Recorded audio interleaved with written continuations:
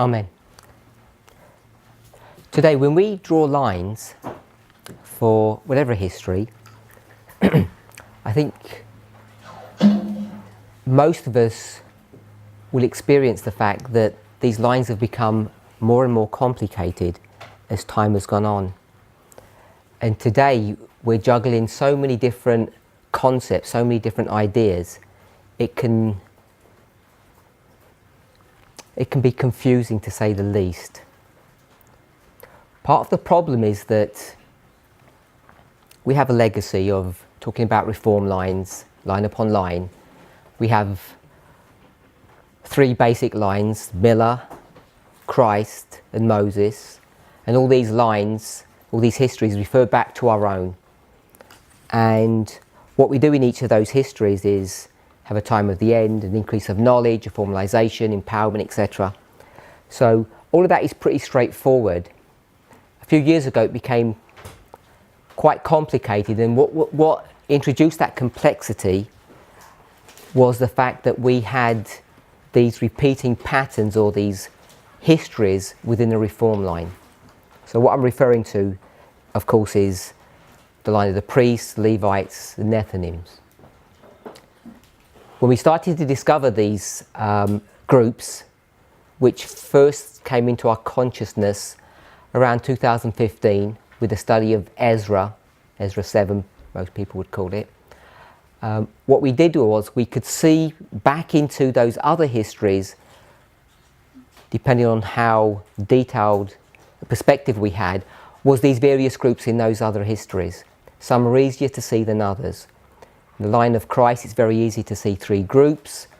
We can see them in individual parables. I think we've spoken about the parable of the Good Samaritan in the recent past, if you've heard those presentations done. Perhaps it's not as straightforward to see those three groups in the story of Miller, but if you were to dig deep, I think you can discover that.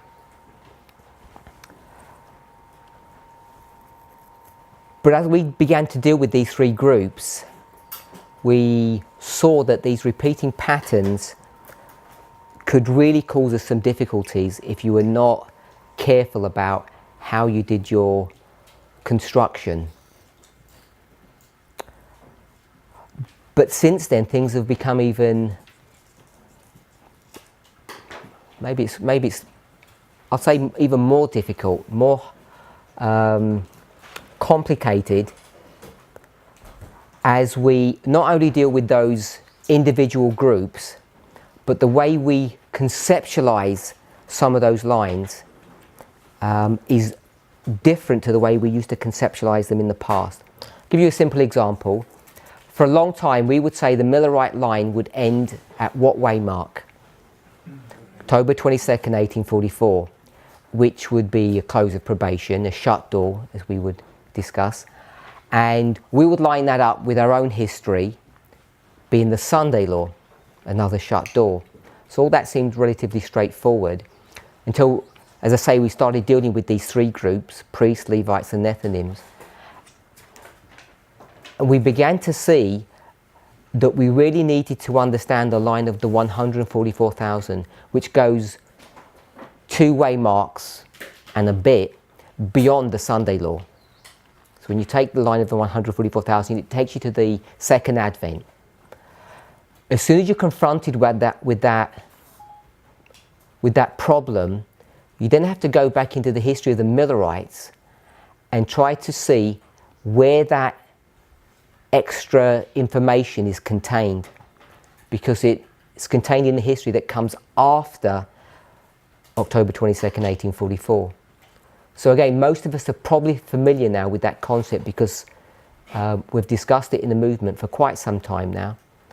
And whether or not we all fully understand the waymarks and the implications of that, I think most of us appreciate that the line of the Millerites goes past October 22nd, 1844. If you go back into the line of Christ, we're going to see the same dilemma. We're going to see that the line of Christ does not end in AD 34, the stoning of Stephen. In fact, that's just the introductory books to the New Testament. There's a whole history that goes beyond that. You could argue that the New Testament is really all contained in 5 books, 6 books perhaps we could say. The 4 Gospels. When the presentations come out from Fiji, you'll see that we address this issue, and what we have brought forth is that the 4 Gospels, Matthew, Mark, Luke and John, really take you from the history of the time of the end to the shut door. And this history is found in what prophecy? In what book? In Daniel chapter 9. So this is a story of Daniel chapter 9. So I want to argue that the 4 Gospels is really the story of Daniel chapter 9. It's an expansion of that history.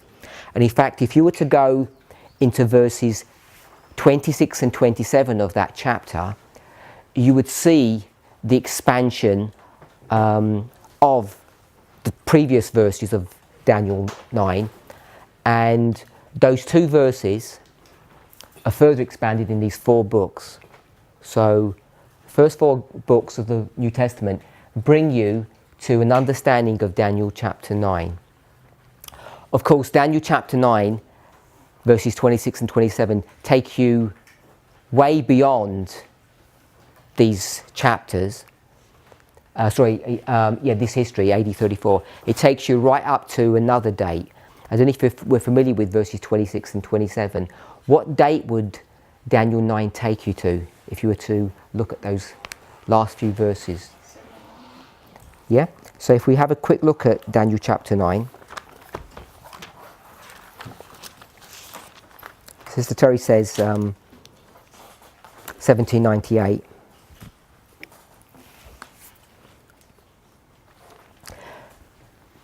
People have a different understanding of these 2 verses and how they're structured. I have my own thoughts on it. Other people agree and some people disagree. If you were to look at these 2 verses, what you see is a repeat and enlarge. That's the first thing that you would notice. And the other thing you'd notice is that the verses are broken down into 2 parts, 26a and b, 27a and b. And when you connect the verses together, you see that 26a links with 27a and 26b links with 27b.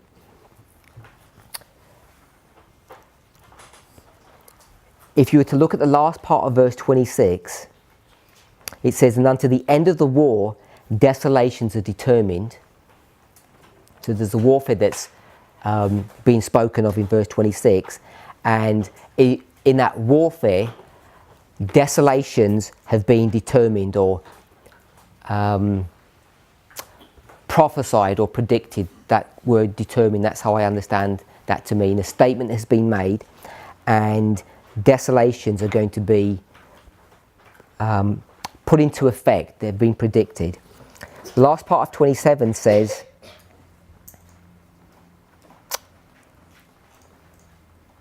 he shall make it desolate even unto the consummation, and that determined shall be poured upon the desolate. The wording in the King James is a little complex. It doesn't quite give you all the nuances that you need to see. But if you were to do even a short cursory study on this last part of the verse, in fact, if you have a marginal reading, it directs you to that. In my Bible, it says, upon the desolator. In the verse, it says, upon the desolate. And that's a much better reading of what this verse says. So verse 26 and verse 27 says that there's going to be war against Jerusalem until that war comes to its end. Desolations are determined. And verse 27 says, some power is going to make Jerusalem desolate until the consummation, the end, of that prediction, and then what happens is something else was determined, another prediction was made, and that prediction shall be poured upon the one who does the desolating work. So, to put it simply, this is a story about the papacy making war against Jerusalem, first pagan Rome and then papal Rome. That's what those verses are teaching. And it ends, or it culminates, with a pouring out of punishment upon the desolator. That's verse 27. So chapter 9 of Daniel takes you beyond AD 34, but AD 34 is built within this story. It's the 70 weeks, 490 years, or the 70th week, taking you from 483 to 490, 7 years. And in the midst of the week, you have the cross. I think most of us are familiar with that. Then the second part of the New Testament is the book of Acts.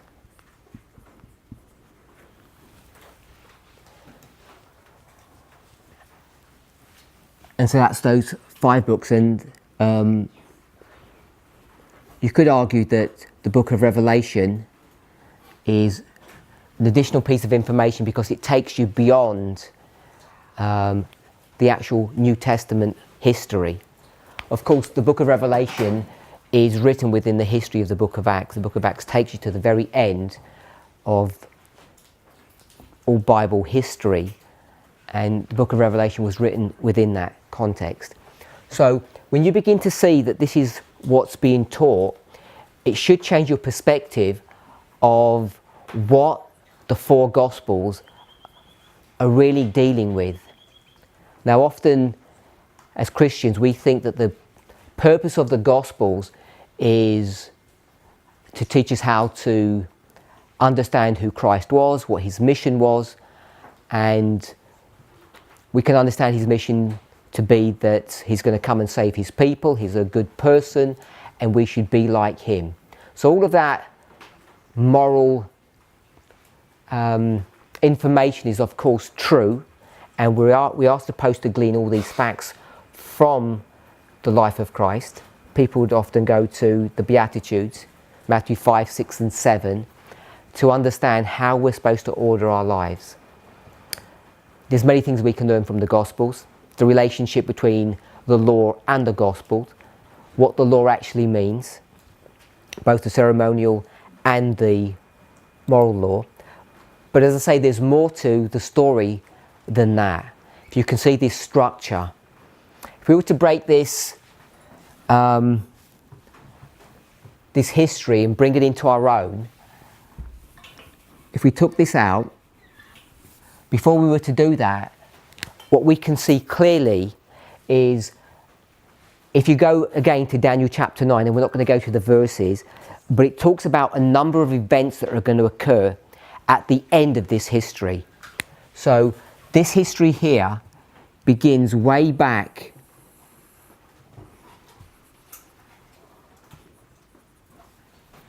hundreds of years before. It's 70 weeks, or more accurately 70 years of weeks. So you said, Sister Rachel, 70? 70 times 7, oh. 490. Sorry, I thought it was Sister Rachel that said it. So you've got 70 times 7, which is 490 years, which brings you all the way back to the year 457. So most of us are aware of these numbers and these dates. But the focus of Daniel 9 isn't this 490-year period. It's the very last portion of that history, the 70th week. So I should do it that way.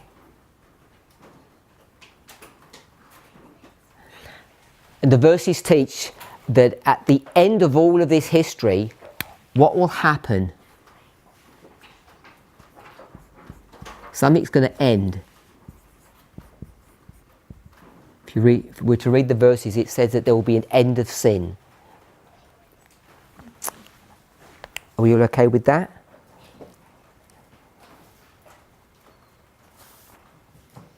This is verse 24. 70 weeks are determined upon thy people and upon thy holy city to finish the transgression, to make an end of sins, and to make reconciliation for iniquity, and to bring in everlasting righteousness, to seal up the vision and prophecy, and to anoint the most holy. Again, some of that language perhaps isn't the language that we might use when it talks about sealing up the vision and the prophecy and to anoint the most holy. You'd have to do a bit of digging to understand what those terms mean. But it clearly speaks about ending transgression, ending sin, making reconciliation because of iniquity. It talks about sin in various terms: transgression, sin, iniquity.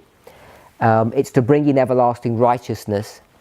All of this culminates in AD 34. So it has this idea of sin coming to its end. Now,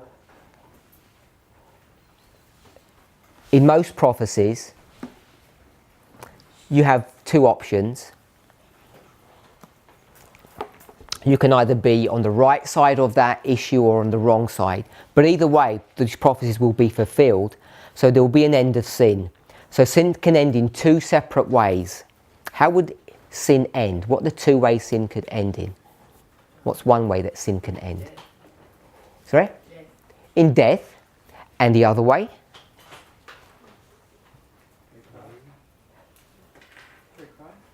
Through Christ. Good. So sin can end through Christ. You end up coming to a place where you say, I'm not going to be doing any more sin. I'm going to stop doing sin through the power of Christ. So you make a choice. So sin does end. No more sin. So the other way sin can end is if God stops looking at your life. If he says, I'm not going to look at you anymore, I'm going to look at something else, what would stop happening? Any kind of record or any kind of understanding or knowledge of your life would stop, be an end of sin. He's not going to take any cognition of what's happening. Now we know that principle is true and correct, because if you look at it the other way, not at the back end of something, but before things happen, there are sufficient histories that we're aware of that people are doing wrong. And what is God's response to that? He winks. In the times of ignorance, he closes his eyes and he says, you know what? I'm just not going to look at what they're doing. If you wanted a Bible verse for that, maybe we could go to the book of Revelation. Hopefully I can find it.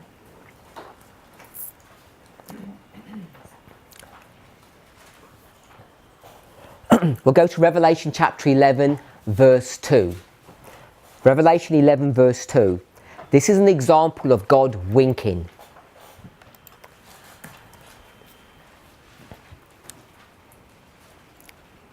So we're in verse 2, but I'm going to read verse 1 as the preamble. And it was given me a reed like unto a rod. And the angel stood saying, rise and measure the temple of God and the altar and them that worship therein. So Revelation 11 verse 1, there's a reed that's given to do some measuring. And what's going to be measured are the temple and also the people that worship in the temple. If you were to do a study on measuring and reeds, what you would see is that this is a symbolic understanding or a symbolic representation of investigation or judgment, or God keeping an eye on you. So God's going to keep an eye on those people who worship in the temple. Verse 2, but the court, which is outside of the temple, leave out and don't measure it, don't judge it, don't investigate it. And it says why? Because it is given unto the Gentiles. So there's a place that's given over to the Gentiles, and in that place, the outer court, you're not supposed to do any investigation. Don't check what's happening there. Close your eyes and wink. So you can see, hopefully you can see in these verses, I think they're relatively straightforward to see, that God winks at things when he doesn't want to look at the problem. So in the... There's a time on that too, isn't it? Yes. So you see this concept of dispensations, that there's a time period in which he's not going to do things, and there's a time period in which he does do things. So when we come to the story that we have laid out here, we know that when sin comes to its end, it comes to its end either because you get your life in order and there is no more sin, or God can stop looking. He can say, I'm not going to look at you anymore, so I don't know if there's any more sin going on. So either way, sin will come to its end here. Now, if you go to the four Gospels and you see what the story is, what version do we have? Do we have the version that when he looks at his people, when you get to the end of this prophecy, that all of them have their life in order and they're not doing any more sin? No. Because Caiaphas, the chief of all these people, says what at the cross? His sin, or his blood, be upon us and upon our children. If you went to Matthew 23 verse 38 and you compared Matthew 23 verse 38 with John chapter 2, and I think it's around, I'm going to say verse 17, I'll check if it's verse 17. 16. John 2:16. If you compare those two verses, John 2:16 is the first temple cleansing, and Matthew 23 is in the history of the second temple cleansing. And in John 2 it says, this is my Father's house. In Matthew 23 verse 38 it says, this is your house. So that house, that temple, has changed ownership, and God's not going to look, is no longer going to look at that house to see what's going on there. You can do what you want in the privacy of your own home. God will not look. So there are two examples that I've given there about sin is ending. The leader of the church says, all of the sin that Christ could have taken from us, we will keep. We will retain the sin. So they retain the sin. I know it doesn't happen here in 34. It happens 3.5 years before that in 31. And there's an explanation for that. And I've given the second example where Jesus says, that house is now yours and it's desolate. You can deal with your own problems. We're moving on. Paul will recognize this fact in the book of Galatians. In Galatians chapter 4, you see the story beginning around verse 21 of two Jerusalems. These two Jerusalems, what would you have? Two houses or two temples. He develops the story in the book of Hebrews. In the book of Hebrews, chapter 8 and chapter 9, it's a story of what? Of two houses, two temples, one on earth and one in heaven.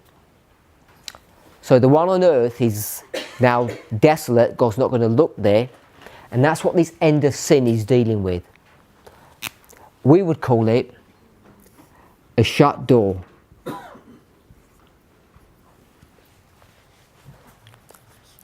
So I just want to give you a story to help to explain how all of this can happen in AD 31, the stories that we've just given. His blood be upon us, we'll take all the responsibility for ourselves, and the house is now desolate, the temple. Happens 3.5 years before this event happens here. So I just want to give us a short story about that. We're at Gethsemane and it's midnight. Christ tells his disciples after he's prayed 3 times to arise because what's about to happen? He's about to be taken to the cross. So the soldiers are on their way to get him, and he can already hear their footsteps. So they come and pick him up, and there's a conversation. There's a bit of a kerfuffle, because as they come to approach, what's Peter going to do? He's going to cut off the ear of the servant of the high priest. Now, we really should know what the symbology of an ear is all about. If you were to do a study on an ear, you would see that the Bible uses multiple symbology. It uses an eye, it uses an ear, and what else does it use? A heart. It's not a mouth. It's a heart. All of these three are synonymous ideas. And you've probably heard the Bible verse. There are many verses that teach this. Having ears, they do not hear. Having eyes, they do not see. Having a heart, they do not understand. Yeah? If you're okay with that. Just an aside. Often we think that understanding is in the brain, but it says, it's quite clear in the scriptures, it's in the heart, which sometimes people struggle with. So you can have an eye, but you can't see. You can have an ear, but you can't hear. So everyone's got ears, and therefore you have the potential of what?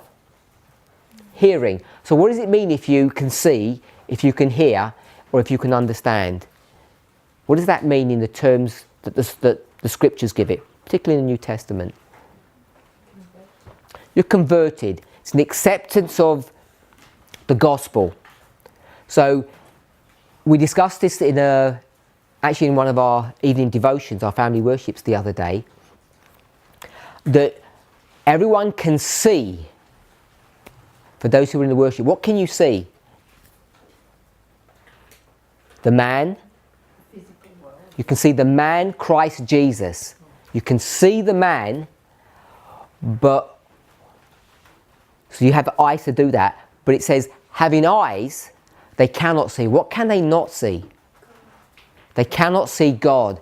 They cannot see that He's the true bread that cometh down from heaven. So, it's one thing to look at a person and say, I can see that they're a human being. Man or a woman, whatever nationality you come from, wherever you are physically, everyone can see that. But often we have eyes, but we can't see. That idea of seeing or hearing is this idea of discernment, having an understanding of who and what this person really is, their real role, their real function in life. So, coming back to the story.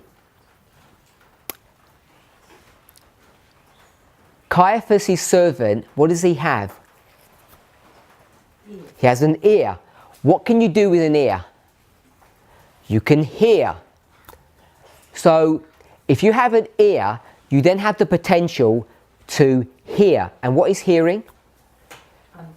Understanding, receiving and accepting the gospel.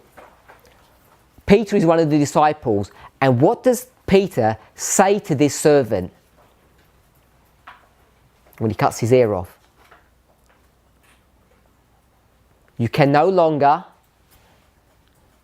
If someone chopped your ear off, what can you no longer do? You can't hear everything anymore. You can't hear anything. Because You've still got the other ear. parables have their limitations, of course. That's like saying, if someone chopped off your right hand, could you do anything? You couldn't. Because you could get the mark of the beast in your left if you wanted to, but it doesn't work that way. So he has the ability to hear. Once his ear gets chopped off, does he have any ability of receiving the gospel? No. So what has Peter done right then and there for that man? He's cut him off from eternal life. Yes. He's judged and found him wanted.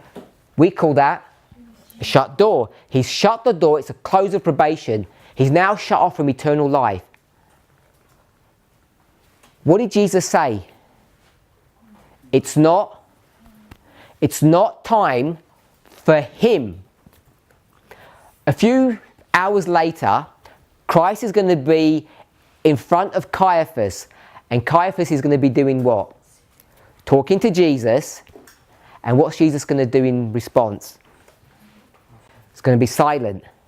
So Caiaphas has ears, but he can't hear anymore. And the reason he can't hear is not because there are words and he can't process it or he's closing his ears. Why can't he hear? Because Christ is no longer speaking.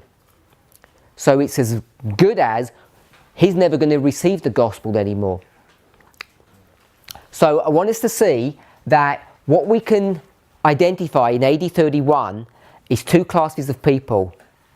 We'll go with the leaders and the servants, the structure and the laity.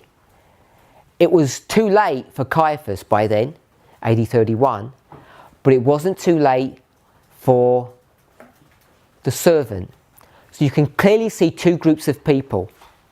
What happens just a few weeks later at Pentecost? In the terms that we're talking about, it's the calling of all of those servants, those people who now have an opportunity, who didn't have an opportunity before. So, I gave you two examples. They're 3.5 years out of sync, but they still culminate in AD 34. This is the story of the church.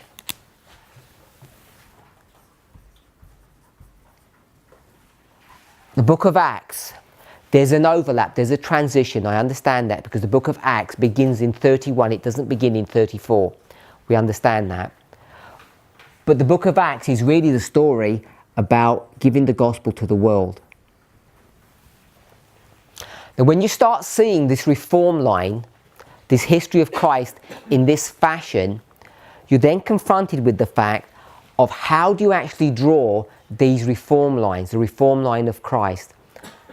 And so often when we've drawn the reform line of Christ, we've truncated that line. We've not looked at it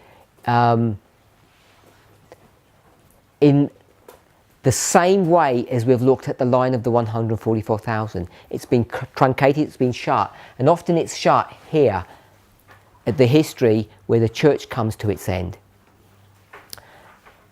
Now, when you start doing that, you start taking this line, as we would say the line of the 144,000, perhaps if we were to do that here,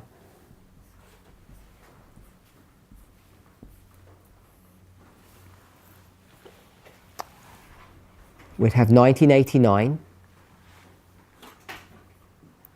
the Sunday Law, close of probation, and the second Advent. We all know what this waymark would be?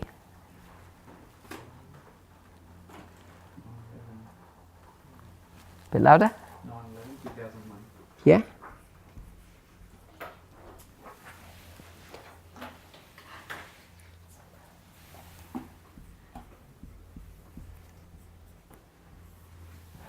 This is actually quite a problematic line.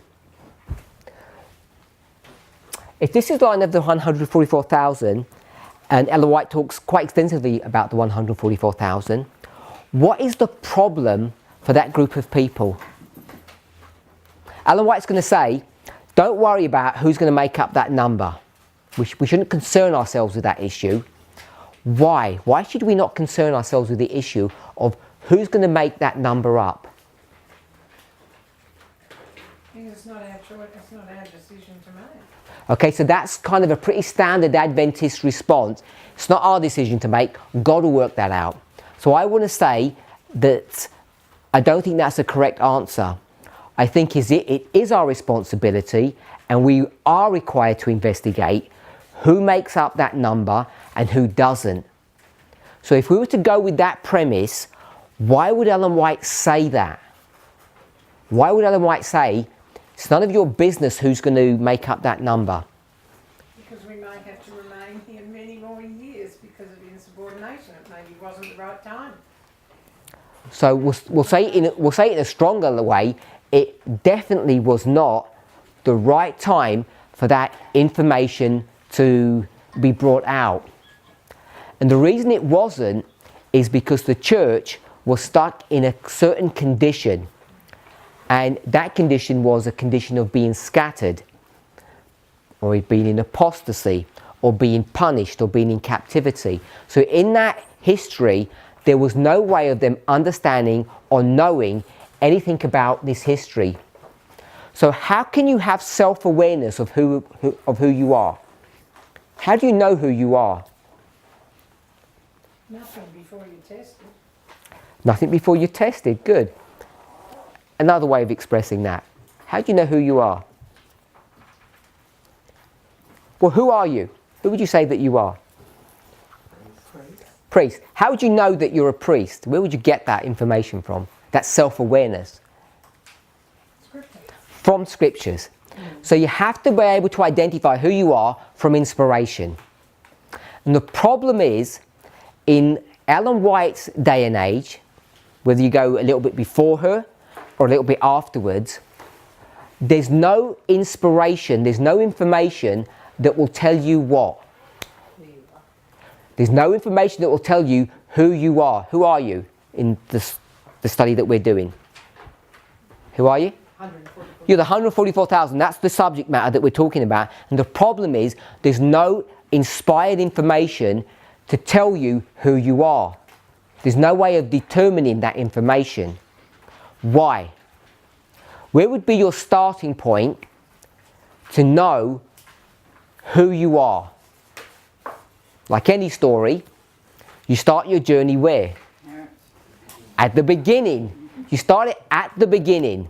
And what's the beginning of anyone's journey? It's time of the end, which is I think it's a real sort of oxymoron really. It says at the end, but that term end doesn't mean the end, does it? It means the beginning. It means the beginning of the end. That's how we should understand what the time of the end is.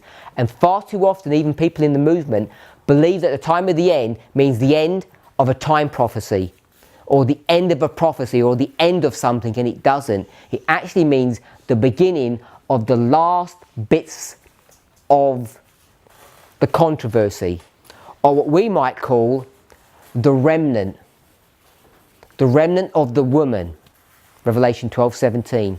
That's what the time of the end is talking about. It's the beginning of our journey. So the reason why Ellen White is insistent that don't worry about who the 144,000 are is because, what did we just say? Why? Because there's no inspired information to help you to determine who that group is. What you need to do is you need to have information about who you are in order to become that person, if we could express it that way. So if you want to become a priest, you have to go to a wardrobe and do what? Pick out the right clothes, dress up in the right clothes, play the right part, have the right instruments in order to fulfill your role. So in order for you to be the 144,000, you need to go to inspiration and you need to pick up your garments. You need to pick out some kind of information that will indicate what your behavior should be, how you should operate. If you hold on to that thought, a few years ago, in 2017, there were a series of studies done on what we would call the nature of man. I don't know if you're all familiar with those studies. It's about 60 to 70 series presentation, probably approaching 90 to 100 hours of material. So it's a lot of material on the subject. And we called it the nature of man, but we could equally have called it the nature of Christ, because the nature of man and the nature of Christ are one in the same thing. Because when Christ comes down, he comes down as what? Or in what? In the likeness of sinful flesh. There's a lot of misunderstanding of what that term means, but I think it's really well explained and defined in our baptismal vows, vow 12. I think it's a really neat, succinct understanding of what Christ's nature was, because it's what our nature is. So people began to become agitated about the study on the nature of man. And in defense of that, a series of studies came out which ended up being called the 7 steps of salvation. I don't know if you heard of that phrase. Even if you take out the 7 steps, it's the nature of man was the steps of salvation. That's what that story began to teach.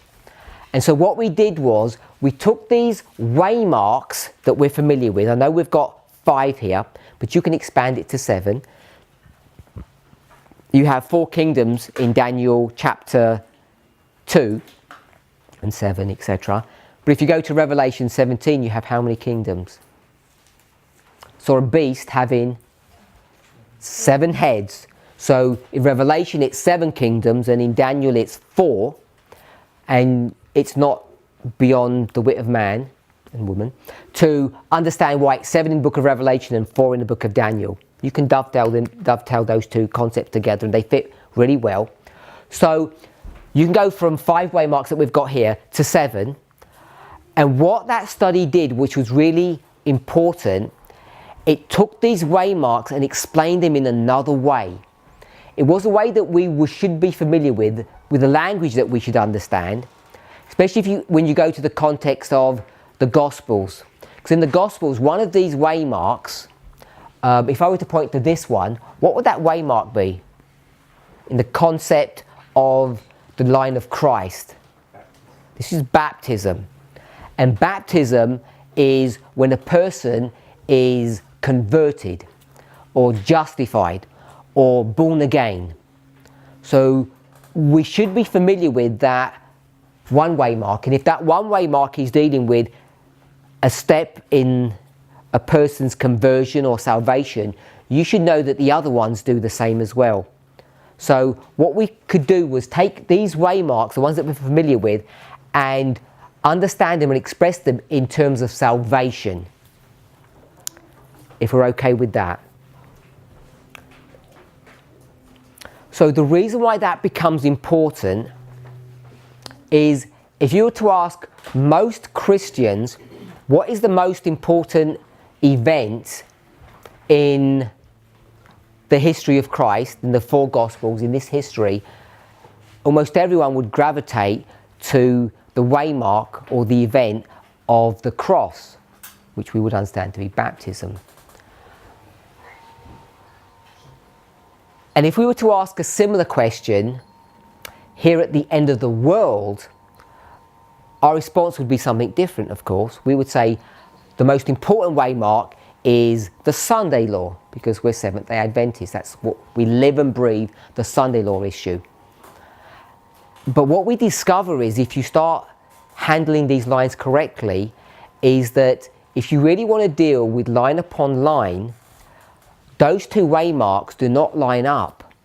So the most important waymark in our history, the Sunday law, is not lining up with the most important waymark in the history of Christ in that line.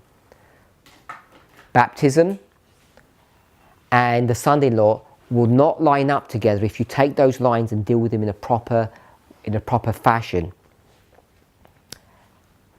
So just coming back to this point here, if you want to be part of the 144,000, you need to experience these steps corporately, individually, because they're the steps to salvation, ultimately leading to a glorified body, which we call the second advent, which is, you could argue, the final step where you have eternal life in the process of salvation. So we know that each one of those steps is essential for us to understand. What happens if you didn't know one of those steps? It'd be like, I don't know if you're all familiar with Pilgrim's Progress, where he goes through the Slough of Despond. What's he required to do? For those who understand or are familiar with the story, it's a swamp, and just under the surface are what? They're rocks. I want to call them stepping stones. So he's going through this mire, and just under the surface there are these stepping stones, and they've all been placed in a specific or unique fashion. They're close enough for a human being to be able to do what? To walk across. So if you're here and you can see this one, can you walk across? You can't, because this distance is too long. You have to know every single stepping stone in order to cross the mire. And if you're not able to do that, you're going to fall into the slough of despond and become all despondent, of course. And it's the same with these waymarks. You cannot skip waymarks. You have to go through each one. So if these are steps in your salvation, what does that mean? That means if you want to be this person, if you're returning to this person, you need to know a couple of things. The first thing you need to know is how to begin your journey. The second thing you need to know is when is your journey ended. And you also need to know everything that's in between. And what is the problem when Ellen White says, ignore this 144,000 stuff because it's not for you? She doesn't quite say it like that, but that's what the inference is. Why is she saying that? Because we should be concentrating on how we live, not what's in the future. No. What's the problem? It's not the time. They're not. She's got no message. That came up before. What is the message? There's no message. We'll go with that. What is the message? The seal, the number of people who are sealed. So I want to suggest the message is the beginning of the journey. That's what the message is. You need to begin your journey here. And what doesn't Ellen White know? She doesn't know this waymark. And she doesn't know this waymark. She doesn't know the first two stepping stones for the 144,000. If she doesn't know, who else doesn't know? You have no idea either. If she doesn't know, you don't know. And if you don't know, there's no point in speculating upon who this group will be, because they can never be created. You can only create these people by experiencing what they walk through. Why does she not know this? Where is this found, by the way? This is Daniel 11, verse 40. So why doesn't she know that? If we know that, why doesn't she know that? Yeah, 41 as well. Thank you. They were still scattered, like didn't you say before? Like they had scattered. So when did they work out Daniel 11, verse 40? Whoever the they are. We'll call them the remnant. When did the remnant work out Daniel 11, verse 40? In what experience? So many people think it's through Uriah Smith. So when does Uriah Smith, if I say it this way, when is he doing his thing? What experience is the church in when he's doing his thing, when he's pushing the frontiers of knowledge? What did you say, my sister? Yeah. About being scattered. Scattered. They're in the scattering. They're in the latest thinkers, but I want to use the word scattering. They're in the scattering when he's explaining it. So you know that he's not going to help you. He doesn't know anything because this is the time period of scattering. So when did the church come to its understanding of verse 40? The clue is in the word understanding. When did you ever get any understanding of anything? When you get a heart and ears and eyes. Sorry? When God reveals it. When does he reveal it? When does God begin to reveal things? At the time of the end, when the gathering time begins, when the information is unsealed. So you know, even without going to the references, even without proving it, you should be able to demonstrate. I think it's clear to see that Daniel 11 was worked out not by Uriah Smith. It could never have been worked out by Uriah Smith, because Uriah Smith was living in a period where things were sealed up, not when they were being unsealed. So just from that understanding, when did God's church come to an understanding of verse 40? It must have been in the gathering period, and someone gave you a date? Or 1798. it has to be in the 46 years from 1798 to 1844 when they were gathered. That's when this information had to have been opened up to God's people. It could never have been brand new information in the scattering period. Why can't it? Doesn't Jesus say, I tell you beforehand, so that when it happens, then you'll know? Sure. So they needed to see an event that would help them understand that. So when we come to our story here, what do you need to know to be part of the 144,000? Which is found in? Which is found in verse 40. So Ellen White says there's no point in trying to work out who's going to be the 144,000, and she doesn't say this last bit, because no one understands. What do we not understand? We don't understand Daniel 11 verse 40, so there's no point in having the discussion about it. In fact, the only time we're going to be the 144,000 is when Daniel 11 verse 40 begins to be fulfilled, and then you have an opportunity. So Daniel 11 verse 40 was first fulfilled way back in this gathering period, which we call the Millerites.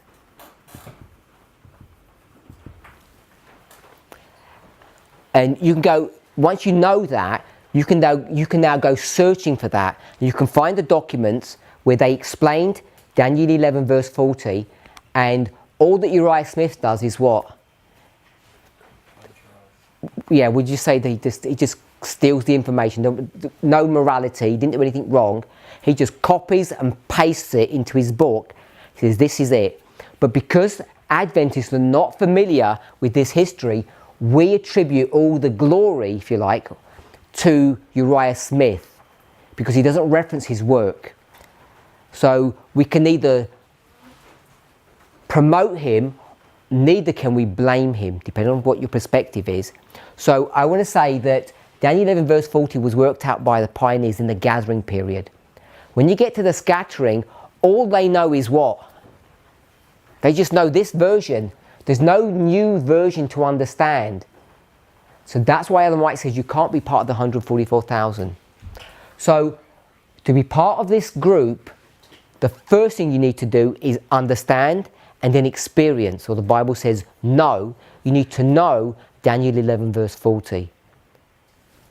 We understand it to be 1989. We have a logic to explain that. So, was this great light? Yes. As much as this is great light, in fact, you could argue this was greater light than this, because this is the beginning of this journey. If you took this,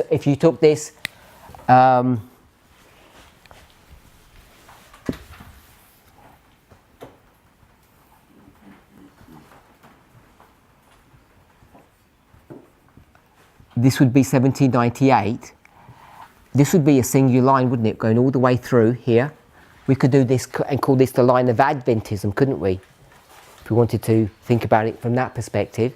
So we know that this definition of Daniel 11:40 is the primary one, because it's the one that's straight out of the Bible, which we could call a thus saith the Lord, a plain reading. So we're going to develop this one. There cannot be any new light on this passage in the scattering.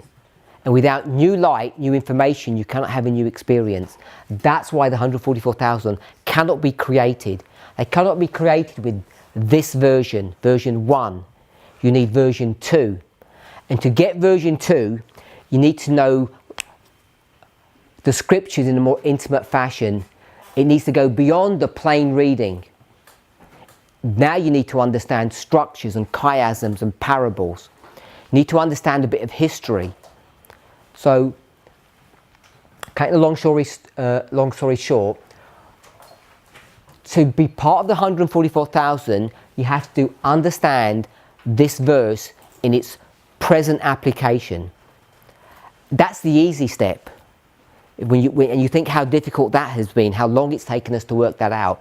Because the difficult one is 9/11. This one's a hard one because there are no Bible verses for that one at all. And now the complexity comes is, there's no Bible verses, now you're going to have to go to the spirit of prophecy. And lo and behold, there are no spirit of prophecy quotes that deal with 9/11 either, despite what people will tell you.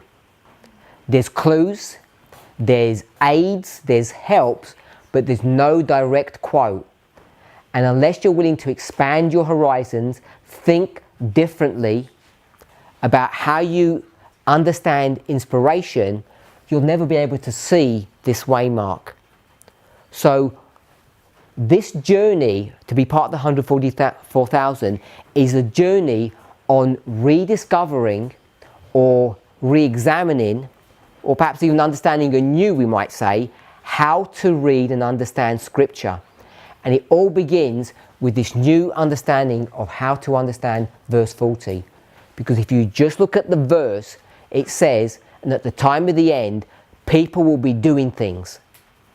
And if you were to ask any reasonable person, what does that verse say about the time of the end? They would say it talks about a singular event. Without understanding all the intricacies, the singular event would be this one.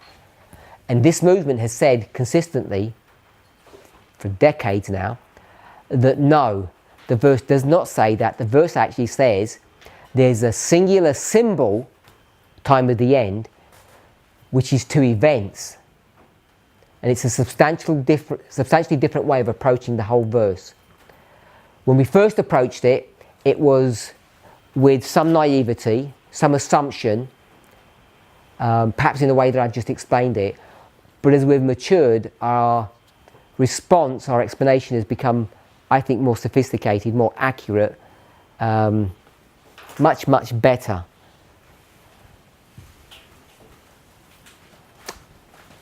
So when we start thinking about this history and we start looking at the line of Christ, as I said a few moments ago, what I want us to see is that what we think is important for us may not necessarily be important for the line of Christ, especially the way Christians speak about that history. In fact, if you were to go to this waymark here, this year is what? What year is this?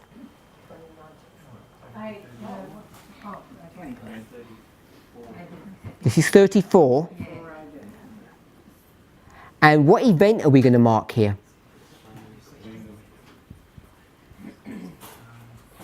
So, if you were to do a study, there's no actual way of connecting the stoning of Stephen to this year. As far as I'm aware, there's no hard information to be able to actually link these two together. You have to do a bit of detective work. And all I'm suggesting is, by making that statement, it's factual, I believe, it's accurate, is that this waymark is treated quite lightly. I don't think there's any way of determining other things. What else happens here in this year? Gospel goes to the Gentiles. All is raised up. How do you know it goes to the Gentiles? Because Paul tells us. He doesn't tell you it happens in 34 AD. It was straight after Stephen's stoning. What happens? He goes to God calls him on the road. To? Yeah. Good. Someone say Emmaus? Damascus. So we've got Paul being raised up now. Hopefully is that correct spelling? So there are a couple of events, but you can't tie those events to AD 34 easily.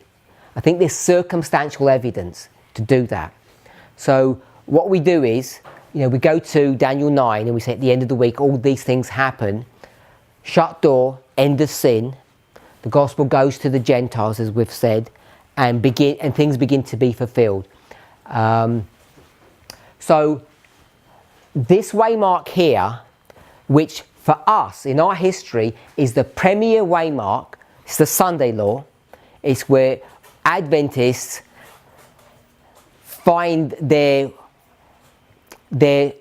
self-worth, they find their existence, the purpose of their existence. Everything about us is all defined by the Sunday law. You know, if you're an Adventist, you don't even really care about the second Advent that much, because you know this is the one to target, this is the one to focus. If you can get through this, everything is sort of plain sailing after. It's all done. It's all a done deal. That's how we think.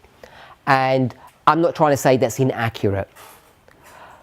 But when we start going to the Gospels, how do the Gospels even portray themselves? What is the premier waymark there? It's not this thing here. It's the midst of the week. In the terms of Daniel 9, it's the cross. Everything is centered around the cross. Right back when we went to Daniel 2, John 2, we spoke about before, the first temple cleansing. What's the prediction of John chapter 2 all about? He says, in 3 days, what will I do? I'm going to raise up a new church that's going to destroy your church. 3 days, 3 years, in 3 Passovers, 4 including that one. Christ is going to be crucified in AD 31. That story is given in AD 28, the fall of AD 28 in Australia. You just count 28, 29, 30, 31. When you work out all the numbers, you see it's in 3 years. 4 Passovers, 3 years. That's the focus of attention. What's Paul's focus of attention in the whole of the New Testament? His focus isn't about the stoning of Stephen, is it? Or his conversion. His focus is on the man Christ Jesus, and he always goes and gravitates to the cross, because that's when his life comes to an end. That's when he becomes we could argue he becomes a high priest then, but he goes to heaven, the heavenly administration begins, there's the New Jerusalem. Everything is focused on AD 31, the cross. So what I want us to see is, because we have this perspective, and I want to call it this moral perspective of the New Testament, we get taken off course. If we were to follow this pattern here, the purpose of the 4 Gospels is to teach you what? It's the history of the church. It's the history of how God is going to deal with his church. Because it's taken straight out of Daniel chapter 9. And Daniel chapter 9 says we're going to have an end of iniquity, end of sin, and what was the other one? Reconciliation. There were 3 negative ones. Can't remember what the 3 negative ones were. Transgression, sin, and iniquity. Transgression, sin, and iniquity. That's all about the church. This is all a story about the church. It's all going to come to a crashing end here. This is the premier waymark, according to Daniel 9. According to the structure of the Gospels, this is the premier waymark. This is where you transition. So the structure of the New Testament is directing us to the most important waymark, which is AD 34, not the cross, AD 31. And when we can see that, we can see how our lines begin to line up, how the waymarks do fit, that 34 is the Sunday law, and our insistence that this is the premier waymark for us to focus upon is in agreement with the structure of the New Testament, that AD 34 is also the premier waymark where our focus and attention should be. That being the case, we're not given much information on AD 34 apart from circumstantial evidence. So how that gives us a bit of a challenge. It gives us not only a challenge, it also gives us information. The information that it gives us is that what should we expect? we should expect that it's hard to see, that we're looking for circumstantial evidence. And what did we just hear in the previous presentation from Tess? That very idea that we're still 5 years after the event looking at 2014 and saying, oh, look what we just found. Look what we just saw. Some detail that is essential for us to understand, and we didn't understand it well. It was there. Could have searched the records. But it's not been in our consciousness for a long time. So this is giving us a glimpse of the Sunday law, that it's going to be portrayed this way. It took, depending on how you calculate your numbers, 4 years, 2018, before we began to really understand what was going on in 2014. You can call it a Sunday law, doesn't mean you can explain it. And so we started inventing things. What was the Sunday law that we invented in 2014? What did we say it was? Obama's taxes. Obama's taxes, which was Obamacare. We would call it, in the UK, the National Health Service. That's what he wants, National Health Service. And we say that's anti-constitutional. Is it? No. It's not. I was speaking to someone yesterday, I think it was yesterday, and we're in a fight, an argument, someone close, so we can fight. And they're saying, you guys, that you don't know anything about the American system of how it works, the government. I said, oh yeah, because you're all becoming left-wing socialists. I said, okay. And we started talking about what the role of government is. This person believes in small government. We believe in large government. Of course. We believe in a strong government. He believes in the rights of the state, because he loves the Bill of Rights, number 2. You have to protect your own personal rights. This person believes that if a person sets up a bakery, it's their right to sell their goods to whom they want. They can do what they want because they're a private industry. The individual's rights. So we were in a tussle about this, and I said, you don't understand the Constitution, how it works. Because it's not about the individual against everyone else, which is how most Americans frame the Constitution. It's about the minority against the majority.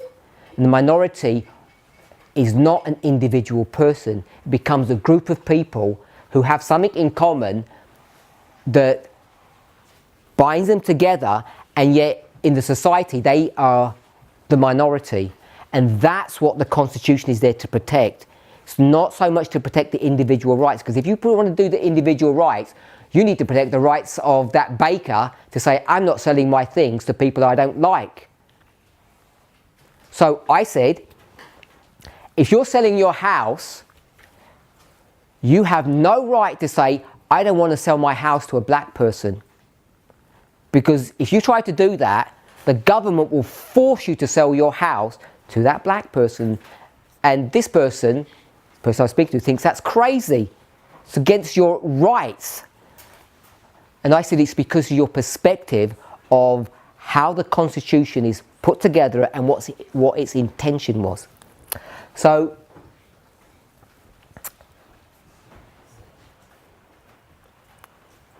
I forgot why we went down that road. Sorry? 2014, Obamacare, yes. So when you start realising that, you realise that Obamacare is nothing to do with the Sunday law. Having a national health service is something that's good. In fact, it's something that's actually scriptural. As close as you can get to scriptural when you think about a national health service. God has implemented this idea of the strong taking care of the weak, people working together. And if you do some research, it's not difficult to see the reason why the United States does not have a national health service is for one reason. Do you know what that reason is? The rich don't want to help the poor. No, it's not about the rich not helping the poor. I'm going to say racism. It's because of racism. is because the white people in America did not want the black people to get free services if they couldn't pay for them. So it has this idea of being the rich and the poor, but the rich and the poor was a factor of a racist problem, because the rich people were the white people and the poor people were the black people. It was institutionalized poverty. Not poverty because of a certain individual's ability to be educated, not educated, and rising up through the ranks of society. This was institutionalized issues or institutionalized racism. That's why there is no national health service there. The people who resist it are people who have a particular perspective of the Constitution. We would call it the Republicans or right-wing conservatives, who have this very rigid view that if a person doesn't work, what should they not do? They shouldn't eat. And they take that and bring it all the way through. It's a complex story, but it's so easy to get all of these issues wrong. So, as was just mentioned, if this is correct, and it is, it shows us that the Sunday law is something that's quiet, it's going to be misunderstood, it's perhaps thereby circumstantial evidence, it's not easy to see. The premier big waymarks come beforehand. Now, everything that I've just mentioned, the relationship between the cross and our reform line, has already been laid out more than once in your hearing. It was a few weeks ago, and it washes over us, so it's really hard to retain. And the reason why this becomes significant is we've got a few waymarks here, of course. Once you start doing this, start working out, there's these additional waymarks where there's no inspired statement. I mean, this one, you can go to this and you can see it. This one becomes really difficult.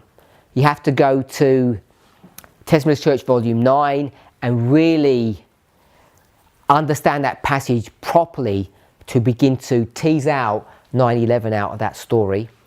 Or if you go to Life Sketches 411, Review and Herald, July 6th, 1905, or July 5th, 1906, one of the two.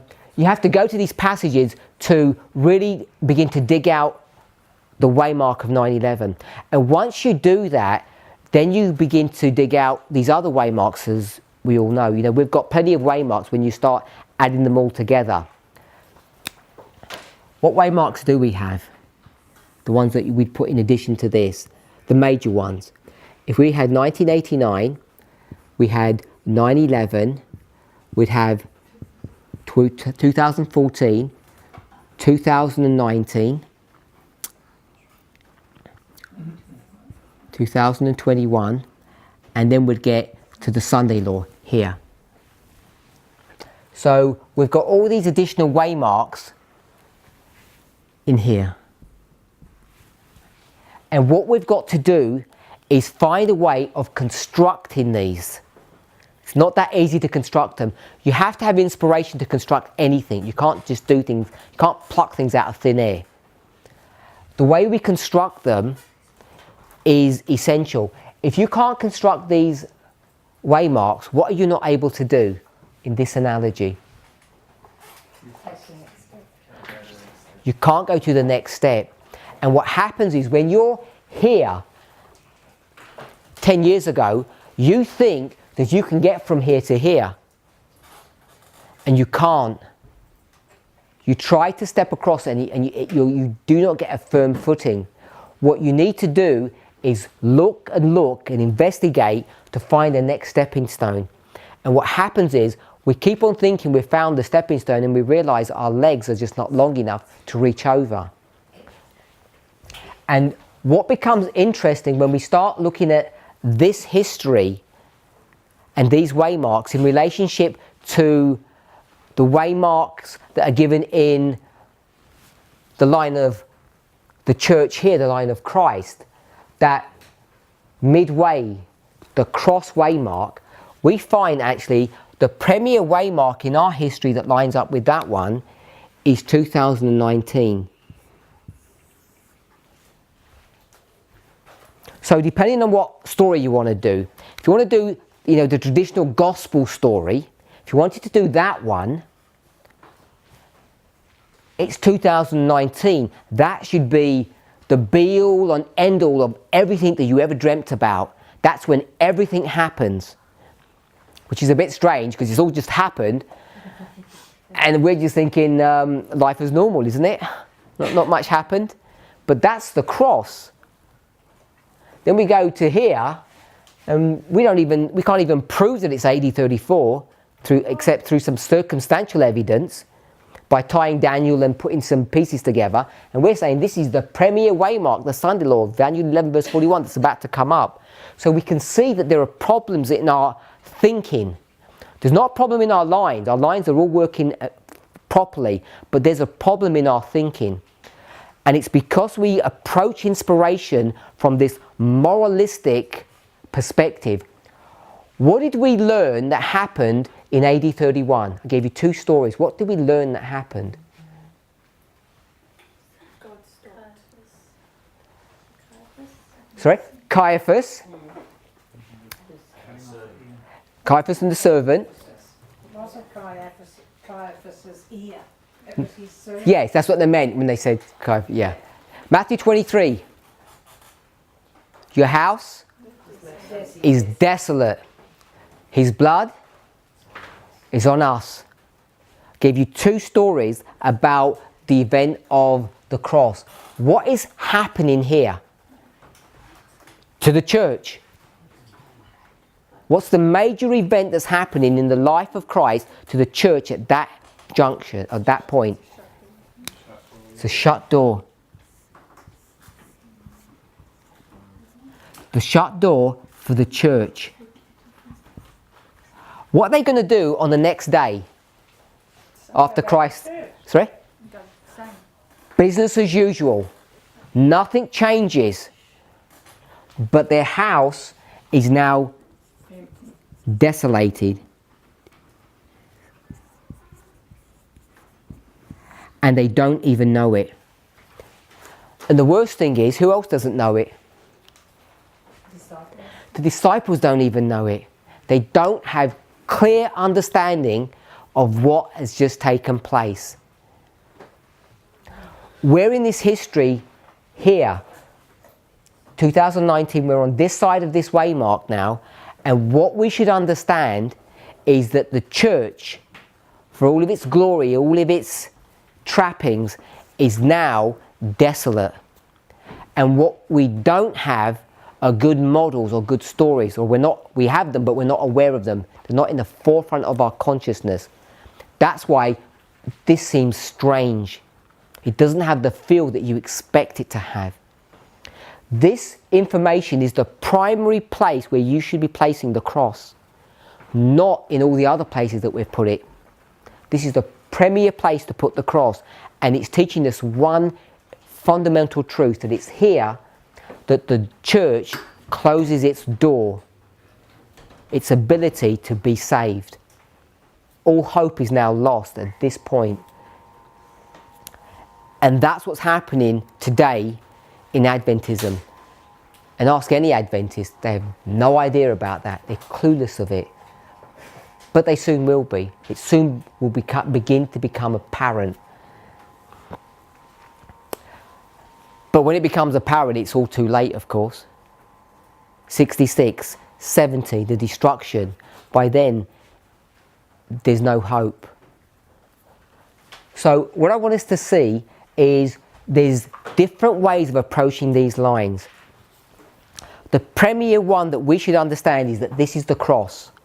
If this is the premier waymark, if we were to do line upon line, then the premier experience that we should be having now would be what? Hold on to that before you answer. What dispensation are we currently living in as priests? Jacob's time of trouble. Harvest. 7 plagues. So we're here and we're in the harvest. The wheat and the tares are all separated. It's all good. We're going to put it into the heavenly barn. We look at this as something really good, some kind of positive experience. Perhaps we're going to struggle a bit, wrestle with Christ. It's Jacob's time of trouble. We're feeling a bit awkward.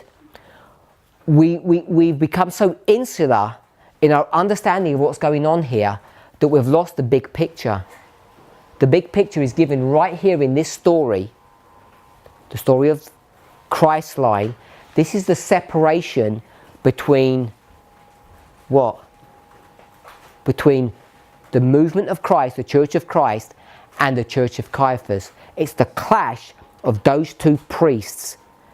That's what Paul is going to explain over and over again, how this separation has happened. And the problem is people are not aware of it. This is what the New Testament is teaching.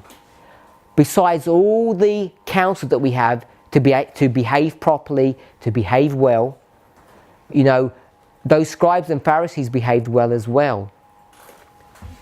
But I want to say that the premier story that we should be understanding when we go to the Gospels is that in 2019, it's not that we're being harvested.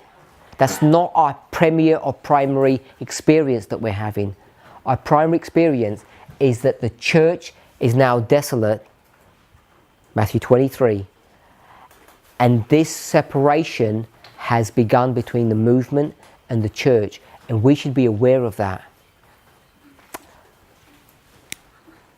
What we should be doing is going back to the New Testament and trying to understand the experience of the church, God's church, and the Laodicean church, Caiaphas' church, in this history.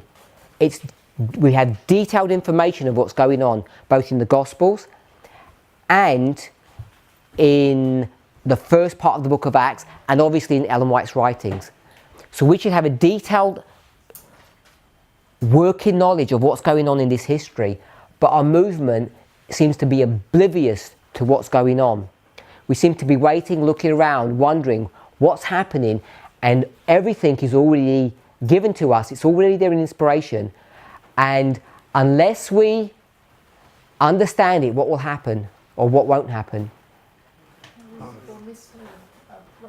We'll miss a rock. We cannot move on. We cannot experience. We cannot be part of the 144,000 unless you understand what the verses mean.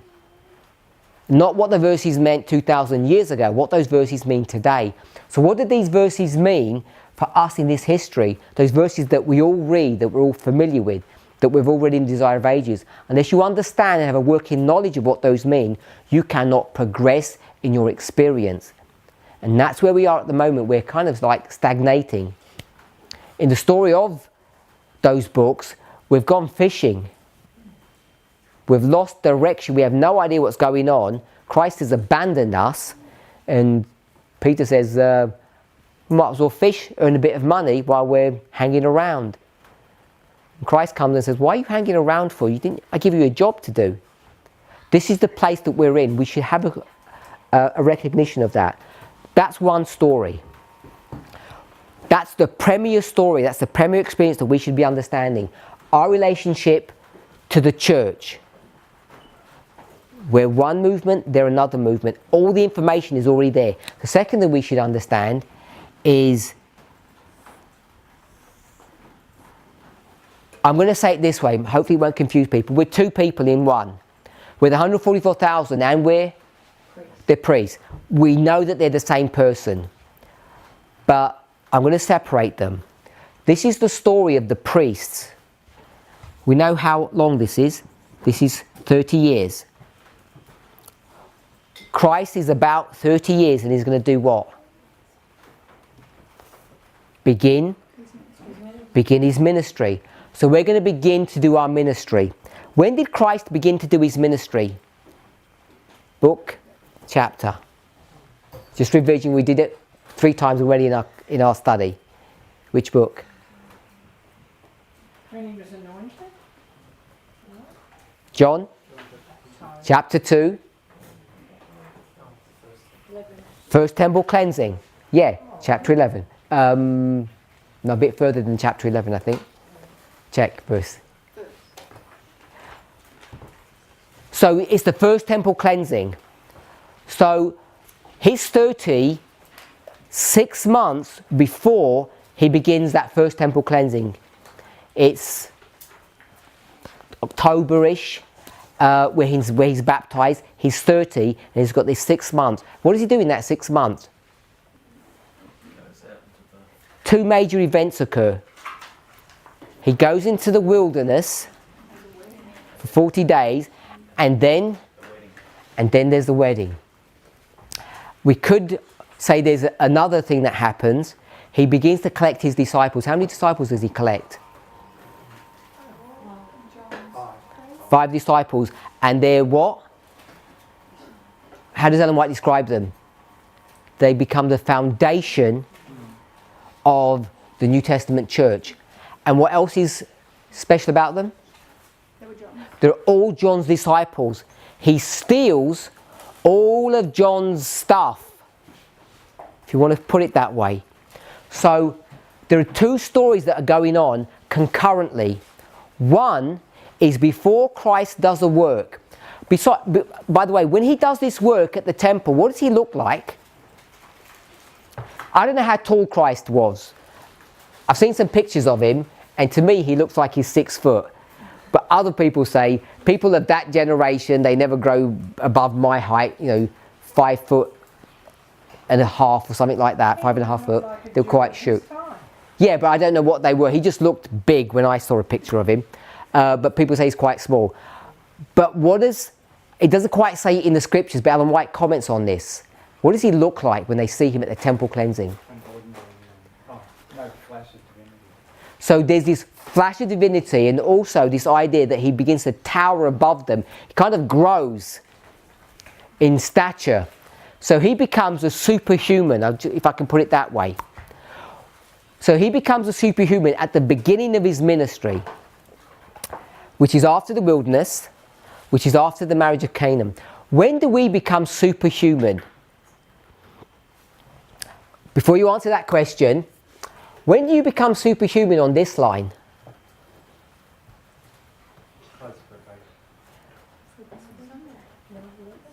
Close the probation, you're down in the pit. Second Advent, you're going to have a glorified body, and what begins to happen? You begin to grow in stature, don't you? Yeah, it's at the second Advent you are glorified, you become superhuman. We know that. 1 Corinthians chapter 15. That first body was trash, and the second body is beautiful, glorious. When is the second Advent in our story? Yeah, 2021. 2021, not at the end, it's here. 2021. This is when you become glorified. What are you going to do? Begin your ministry. 3 years. Don't time set. 3 years, everything's going to be done and dusted. So there are 2 stories that are going on. One of them is, we'll go in reverse order.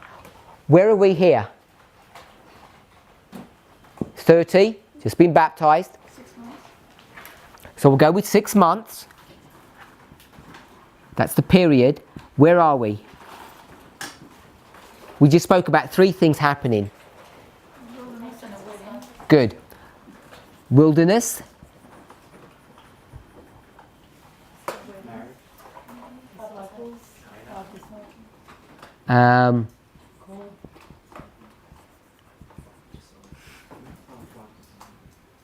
And the marriage, the wedding at Canaan.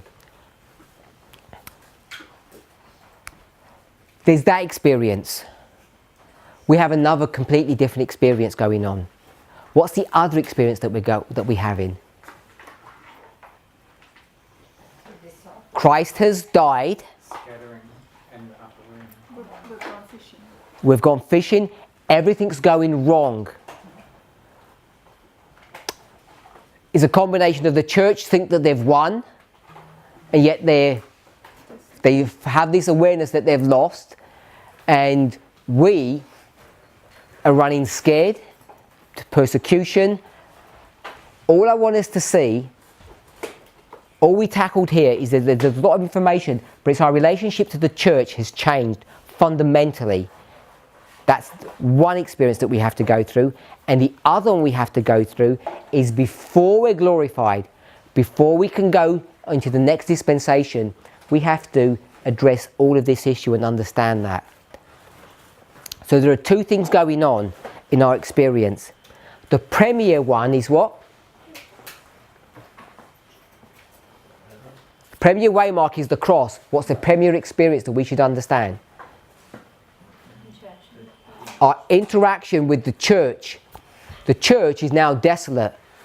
Present day, they're already desolate and they don't know it. They keep on going day after day, prayer meeting after prayer meeting, Sabbath after Sabbath.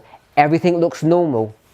The second experience, the second thing that we have to grapple with is before we can do a work, we have to be tested.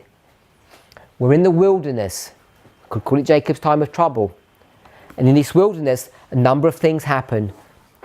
I think people said it, but I didn't put it here. We have 3 tests.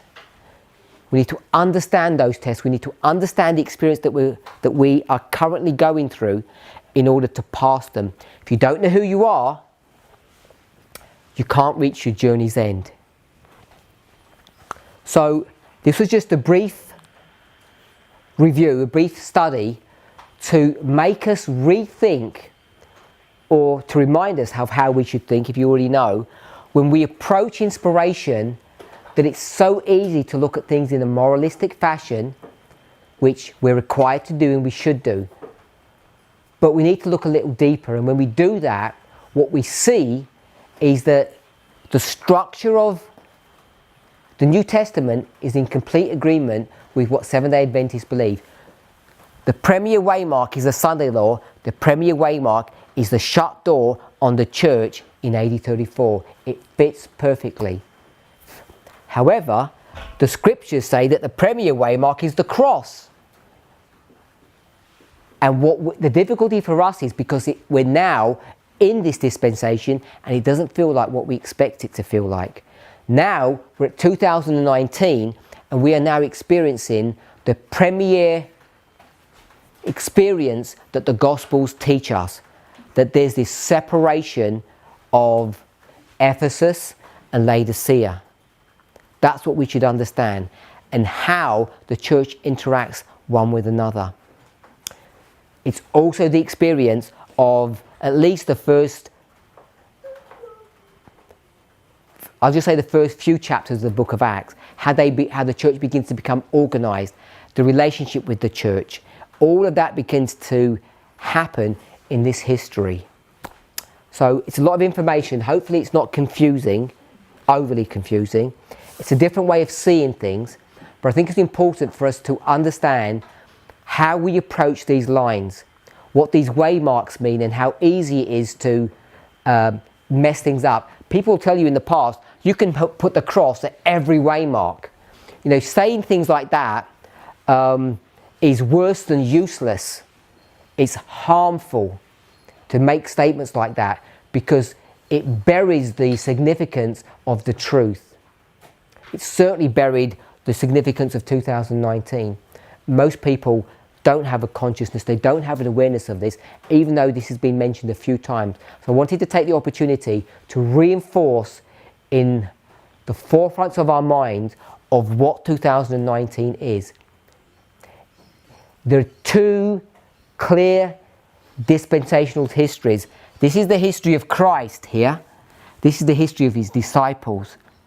These are 2 dispensations. 2019 will never be repeated again.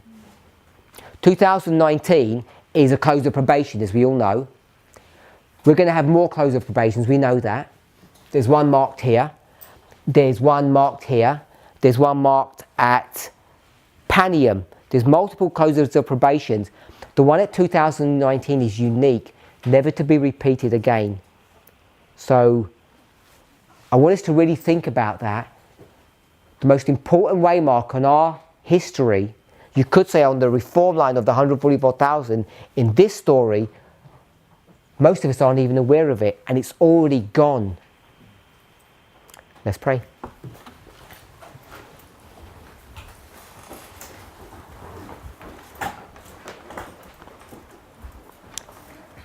Heavenly Father, we want to ask for mercy, forgiveness, for strength. Father, we're like people who are hungering and thirsting, and we cup our hands together and you pour water, but we don't clasp our fingers together, and all that water pours out from between our fingers and we end up unsatisfied. Lord, this seems to be the experience that we go through over and over again, needlessly thirsting and hungering and never being satisfied. Father, we've just gone through the most important waymark in our history, not only in the history of the priests, the history of the Levites, the Nethinims of the 144,000, and yet we don't have a consciousness of that. We don't have an awareness of what that means. Lord, as we meditate upon these thoughts, may it be our desire, first of all, to understand these things. Secondly, to see them for what they are. And third, having seen them, to enter into the experience that we're currently in. Not the harvest of the priests, that we understand, but the period of separation between ourselves and the church. A period of being thrust into the wilderness, perhaps even against our will, to be tested, to understand what goes on at the marriage of Canaan, where we're going to be asked to do things, asked to do miracles, and we will realize that it's not our time to do that, and yet we'll be pressed into action. All these things are necessary, Father, in agreement with your will, so that when we come to the time period of Panium, that we will be, as Christ was, superhuman, that people will fear because of the judgment that we bring upon them. Be with us and bless us, we pray. In Jesus' name, amen.